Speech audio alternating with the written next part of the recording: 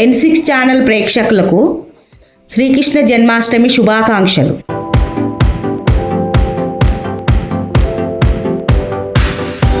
వసుదేవసుతం దేవం కంసచానూరమర్దనం దేవకీ పరమానందం కృష్ణం వందే జగద్గురుం. హిందూ బంధువులందరూ కూడా శ్రీకృష్ణ అష్టమి సందర్భంగా, శ్రీకృష్ణ జయంతి సందర్భంగా శుభాకాంక్షలు తెలియజేసుకుంటున్నాం. శ్రీకృష్ణ పరమాత్ముడు భగస్వరూపం. ఆయనే యదా యదా ఈ ధర్మస్య గ్లానిర్భవతి భారత అభ్యుతానమధర్మస్య తదాత్మనం సృజామ్యం పరిత్రాణాయ సాధూనం వినాశాయ స దుష్కృతం ధర్మ సంస్థాపనార్థాయ సంభవామి యుగే అన్నాడు భగవద్గీతలో శ్రీకృష్ణ పరమాత్మ. అంటే ప్రతి యుగంలో కూడా ఎక్కడ దుష్టులను శిక్షించడం కోసము, సజ్జనులను రక్షించడం కోసము, ధర్మాన్ని నిలబెట్టడం కోసము ఆయన అవతరించుడని తెలియజేశాడు. అందులో భాగంగానే మనకు శ్రీ మహావిష్ణు అవతార స్వరూపుడైనటువంటి శ్రీకృష్ణుడు మన భూలోకంలో మనకు శ్రీముఖ సంవత్సరంలో శ్రావణ మాసంలో బౌల అష్టమి రోజు నాడు రోహిణి నక్షత్రంలో అర్ధరాత్రి సమయంలో దేవకి వసుదేవులకు కుమారుడిని జన్మించాడు. ఆయనే జన్మించిన తర్వాత ఆయన చేసినది ఏంటిది? తల్లిదండ్రులకు ఆయనే భగవత్ స్వరూపము, తాను భగవత్ స్వరూపుడిని దర్శనమిచ్చాడు.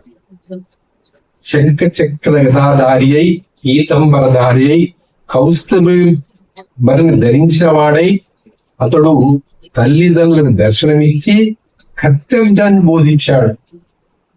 ఆ విధంగా శ్రీకృష్ణ పరమాత్ముడు ఆ దేవకి వసుదేవునికి అష్టమ పుత్రునిగా జన్మించి అతడు అనేక లీలలు తీశాడు. అంటే శ్రీ మహావిష్ణు అవతారములో ప్రధానంగా మనకు భాగవతం ఏం చెప్తారు?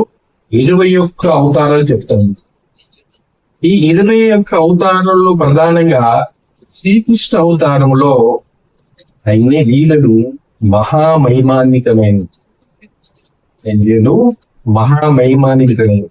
ఆయన పుట్టక ముందు, పుట్టిన తర్వాత ప్రతి ఘట్టములోనే కూడా మహామహిమాన్వితం. అయినే శ్రీకృష్ణుడిగా జన్మించిన ఆయన లీలలో ప్రధానంగా 3 దశలు చెప్తారు మనం. ఒకటి బాలకృష్ణుడు, రెండవది గోపీకృష్ణుడు, మూడవది శ్రీకృష్ణుడు. ఈ 3 దశలలో కూడా ఆయన లీలలు, ఆయన ప్రవర్తన అత్యంత మహిమాన్వితమైన. శ్రీకృష్ణుడిగా అంటే బాలకృష్ణుడిగా అతడు పసిపాప ఉన్నప్పటి నుంచే అతడు రాక్షస సంహారం మొదలుపెట్టాడు. అంటే ఆయన జన్మ యొక్క ఉద్దేశాన్ని చిన్నప్పుడే ప్రారంభించాడు. మనం మిగతా అవతారాలు శ్రీకృష్ణ అవతారాన్ని పోల్చుకున్నప్పుడు రాక్షస సంహారము ఏదో సమయం చూసుకునేనే, చిన్నప్పుడే ఆయన పసిపాప ఉన్నప్పుడే పూతన రాక్షసులతోటి సంహారాన్ని మొదలుపెట్టారు. తర్వాత శకటాసుర, వృత్రాసుర, అదేవిధంగా బాలికాసుర, బకాసుర, అనేక రకమంది రాక్షసులను సంహరించేసి అతని ఒక అవతార ఉద్దేశాన్ని, ఆయన వచ్చిన కార్యాన్ని కూడా అమలు చేయడం మొదలు పెట్టాడు. అంటే ఆ భగవంతుని లీలలు, శ్రీకృష్ణ లీలలు చిన్నప్పటి నుండి మనకు ఆయన లీలలు మనం వింటే మనకు మనసు ఆనందంతో నిండిపోతుంది. అయినే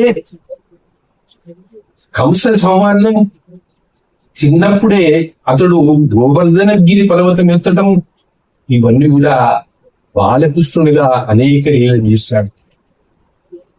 అదేవిధంగా ఆయన గోపీకృష్ణుడు కూడా గోపికలతో ఆయన సరసాలాపం చేసి వాళ్ళ రసక్రీడలలో మునిగి తేరి వారిని ఆనందింపజేశాడు.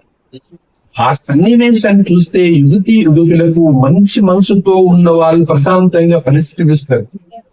అంటే భగవంతుని చేరుకోవటం కోసము ఆ గోపికలు పడిన శ్రమ, అంటే భక్తి భావన, మనసులో భగవంతుని తప్ప వేరే స్మరించిన వాళ్ళు గోపికలు.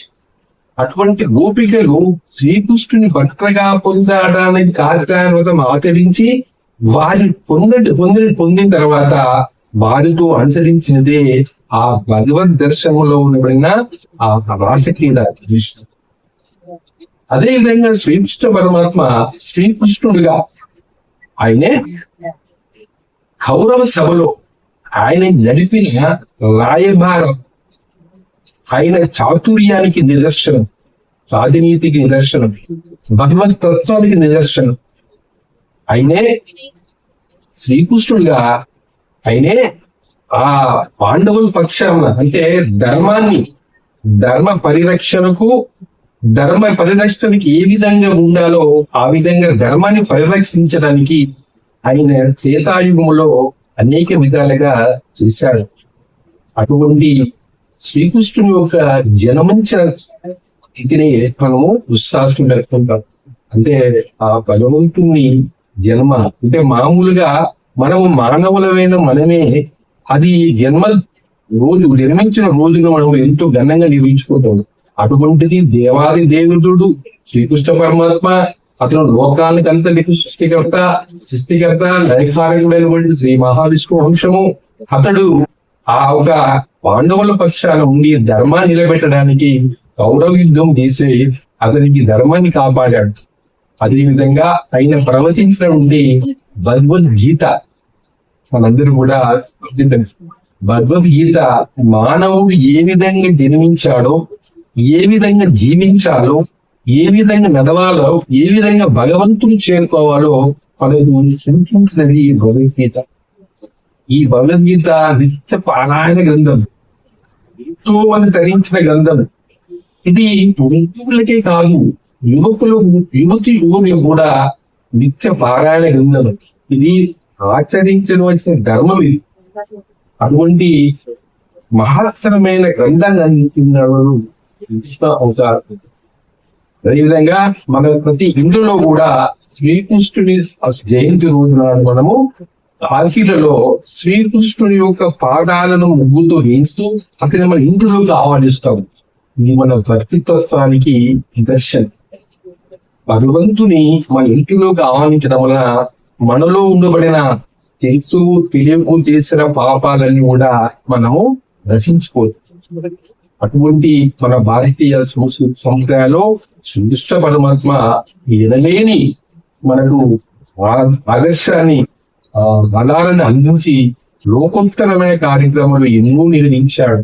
అందులో శ్రీకృష్ణ పరమాత్మ అయినే ఇది నాడు చివరిగా మనం అందరం కూడా ఈ ఒక్క తండ్రి కూడా నిర్మించుకుని పుట్టి ఆ శ్రీకృష్ణ పరమాత్మ ఒక అనుగ్రహానికి పాత్రలు అవుతాం.